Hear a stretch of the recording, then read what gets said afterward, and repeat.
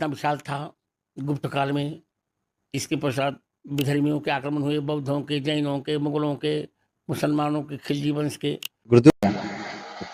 अब मैं 2 मिनट में अपनी बात रखना चाहता हूं, क्योंकि बहुत गंभीर विषय है। हो चुकी है आज हार्दिक जी हुंडिया जी हमारे बीच में हैं, आप सभी सम्मानित पत्रकार हमारे बीच में हैं, तो ये बात आप सबके बीच में करना मेरा एक धर्म है, क्योंकि मैं जैन हूं, मैं एक भारतीय हूं, मैं एक जैन हूं, तो ये मेरा धर्म है कि मुझे वो चीज बोलना ही चाहिए और उसका हमको विरोध भी करना चाहिए, क्योंकि जो भी अभी जैन समाज के बारे में बोला गया है बहुत गलत बोला गया है। तो मैं वो भी 2 मिनट की अपनी बात जरूर रखूंगा और मैं श्री हार्दिक हुंडिया जी से निवेदन करूंगा कि वो इसे ऊपर तक पहुंचाएं। वो जिस भी संत ने इस तरह की वाणी का जो व्यवहार किया है उनसे वो माफी भी मंगवाएं, ये आपसे मेरी विनती रहेगी हार्दिक जी भाई साहब।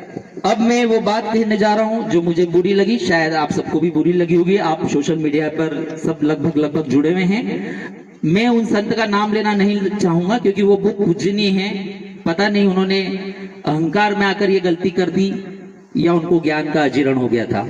जिस तरह ज्ञान का अजीर्ण रावण को हुआ था और उसका सर्वनाश हुआ था, ऐसा ही एक अजीर्ण आज हमारे एक सनातनी गुरुदेव को हो गया है।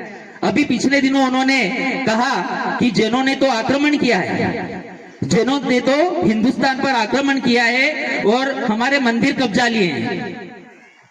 एक मंदिर तो क्या, 1 इंच जमीन भी अगर जैनों ने किसी के खाई हो तो मैं इस मंच से बोलता हूं उन गुरु जी को कि वो आकर हमें बताएं कि जैनों ने कहां आपके साथ दुर्व्यवहार किया है। अगर किताबें खुलेगी, अगर हाई कोर्ट खुलेगा, अगर सुप्रीम कोर्ट तक जाएंगे तो पता चलेगा कि जैनों का क्या क्या किसने खाया है, जैनों की संपत्तियां किसने ली है, जैनों के मंदिर किसने लिए हैं। लेकिन बात बहुत दूर तक चली जाएगी, जहां हमारे परम यशस्वी प्रधानमंत्री माननीय मोदी जी सर्व समाज को जोड़ने की एक काम कर रहे हैं, पूरी कोशिश लगा रहे हैं, जी जान लगा रहे हैं कि कैसे भी करके सर्व हिंदू समाज जिसमें जैन, हिंदू, बौद्ध, भारतीय संस्कृति को जो भी मानते हैं वो सब उसमें सम्मिलित हो जाए और कैसे भी करके एक माला के रूप में पूरा भारत साथ में काम करे, वो जोड़ना चाहते हैं। और आप तोड़ने की बात कर रहे हैं, आपको क्या गुमान आ गया है? आप माननीय प्रधानमंत्री जी से 2 बार मिल चुके, आपको इस बात का गुमान है?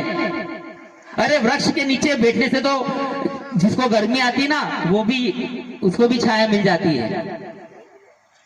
तो मैं उन सदगुरु का नाम तो नहीं लेना चाहूंगा, लेकिन हार्दिक हुंडिया जी आप समझ चुके हैं कि मैं किन की बात कर रहा हूं। उन्होंने बहुत ही गलत टिप्पणी जैन समाज के बारे में की है। तो मैं सबसे पहले करबद्ध निवेदन करता हूं कि जो भी टिप्पणी आपने आवेश में आके, अहंकार में आके, क्रोध में आके, लोभ में आके, मोह में आके कर चुकी है, आपसे गलती तो हो गई है। आप उस गलती की हम आपसे कोई लिखित में हमको आपको कुछ नहीं चाहिए, आप हमारे आज भी पूज्य नहीं रहेंगे, हमको लिखित में कुछ भी नहीं चाहिए, लेकिन आप मिच्छा में दुक्कड़म करके इस बात को यहीं विराम दे दें, वरना हो सकता है कल मैं धरने पे बैठूं, परसों मैं दिल्ली तक कूच कर जाऊं। माफी तो मैं मंगवा के रहूंगा, शेर मैं यहीं का हूं, माटी भी मेरी यही है, धर्म भी मेरा हिंदू है, मैं ही जैन हूं, मैं ही भारत हूं, मैं ही हिंदू हूं। इसलिए माफी तो मैं सकल जैन समाज से विनती करता हूं और आदरणीय हार्दिक हुंडिया जी से विनती करता हूं कि वे इस मामले को जल्द से जल्द संज्ञान में लाए और उन संत को विशेष निवेदन जाके करें। हमें लड़ाई झगड़े नहीं करना है, हमें मारकाट नहीं करना है, हमें तो अहिंसात्मक संदेश जियो और जीने दो, हमारा तो यही है, एक माध्यम यही है। तो मैं आपसे निवेदन करना चाहूंगा हार्दिक जी कि आप जरूर इसको संज्ञान में लाकर इस विवाद को यहाँ पर विराम करवाएं। जय हिंद, वंदे मातरम, भारत माता की जय। बोले भारत माता की, भारत माता की, भारत माता की जय।